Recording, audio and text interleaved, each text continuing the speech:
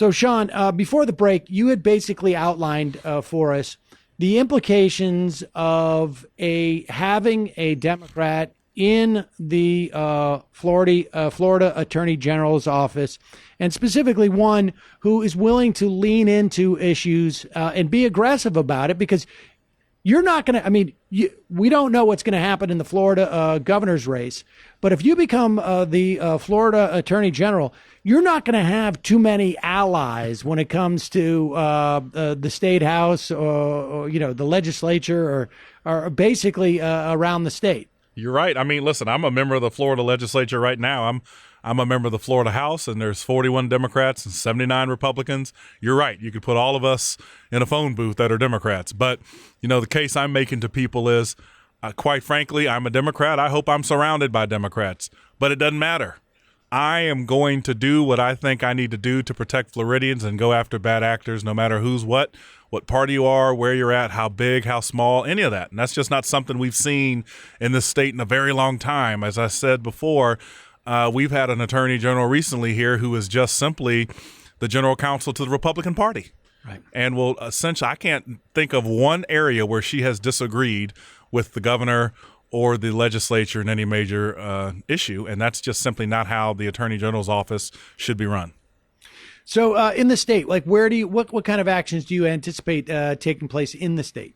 Well, we were just talking about it. I think some of the first actions we'll take are to institute and or join lawsuits against the legislature. Here in Florida, you can get constitutional amendments passed, but it has to be passed by 60% supermajority of the people. And there's three pretty egregious examples of the legislature not adhering to the will of the people with regard to these constitutional amendments. One is public education. We have an amendment here in Florida that requires public education to be adequately funded. Here in Florida, the way that we siphon money from public education to private charters and vouchers, I believe runs against the constitutional amendment that I just described.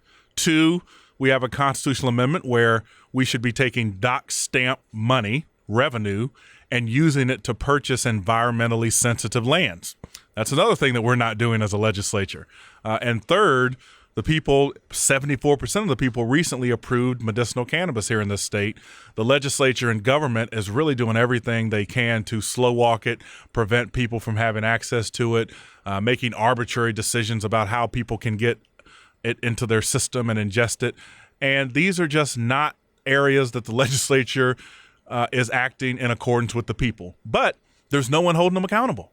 And if no one's going to hold them accountable, then they're going to continue to do it. The only office in the land that can hold the legislature accountable is the Attorney General's office, is the office of the people's lawyer. And that's exactly how we intend to do it. Those are three areas right off the bat that we're going to get involved in litigation in a big way.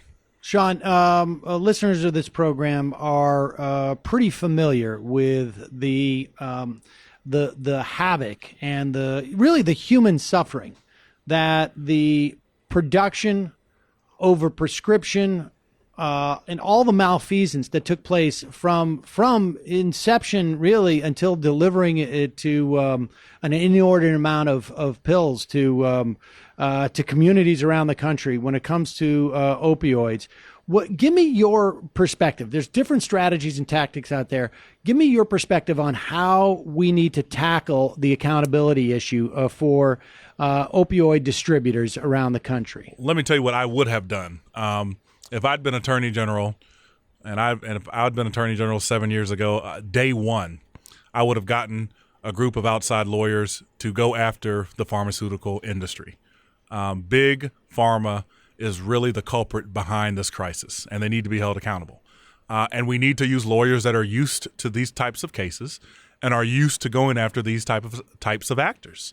And a lot of these, there's major law firms that are, quite frankly, more experienced at doing this than the Attorney General's office. And we should be using them to do so.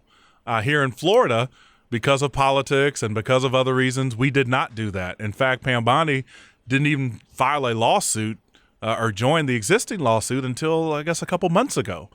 And that's really put Florida behind the eight ball. We're not in a position to get the kind of settlement that we would have been if we had been one of the early states to go after Big Pharma. I'm going to use an example. Tobacco. Right. Here in Florida, we have a sterling record of going after big tobacco, but the reason we were so successful in that is because we were a leader early on, we were the tip of the spear, and we committed resources to going after these bad actors and allowed outside counsel to do what they do best. We didn't do that this time. We just filed the lawsuit, and now we have a cap on fees that can be charged, and the very reason we have that cap is so that Republicans don't want another big tobacco situation to happen. And it's very unfortunate, and that's just purely politics, but that's where we are. So we're now in a situation where it's very hard to attract the right type of legal talent to help us with this problem. Pam Bondi doesn't even want to try, really, to attract that type of talent. And right now we're here on the back end trying to file a lawsuit when other states have already taken the lead on us. We're just not in a position we ought to be, and a lot of it is unfortunately due to politics. Yeah, and I got to say, I mean, I twice a year I go to a tort conference in Las Vegas and talk to attorneys who, in many respects, function as almost like the posse that the sheriff would assemble when going after bad guys. And I know certainly when it came to the tobacco legislation and other legislation, even we mentioned earlier the mortgage settlement stuff, a lot of what is the basis for prosecutions and basis for fines comes from tort lawyers who have done the work through discovery, who have basically provided a lot of the groundwork for attorney generals to supplement essentially what attorney generals do. All right, look, we only have 50 seconds left here or so, but just tell me, what part of your biography do you think it lends itself most to this position? Well, first, I was the insurance consumer advocate of this state from 2008 2010, which meant I was responsible for protecting insurance consumers from abuses in the insurance industry. And in a state like Florida, I can't tell you how important that job was. Number two is a little bit more personal. You know, my father was Leander J. Shaw Jr., the first African-American Chief Justice of the Florida Supreme Court. And it shouldn't shock anybody why I'm a lawyer and why I got into public service. And I learned everything I know about being a lawyer and about being a public servant from him. And so, you know, those two things are really the two items that I think I'm going to bring most to bear in this office. And the last thing is I'm an active practicing plaintiff attorney. So I am used to being aggressive. I am used to protecting consumers. I'm used to protecting my clients against the abuses of large bad actors. That's exactly what we're going to do as Attorney General. Sean Shaw, interesting stuff. Good luck with your campaign. I really appreciate you telling us about it. No, thank you for having me. I appreciate it.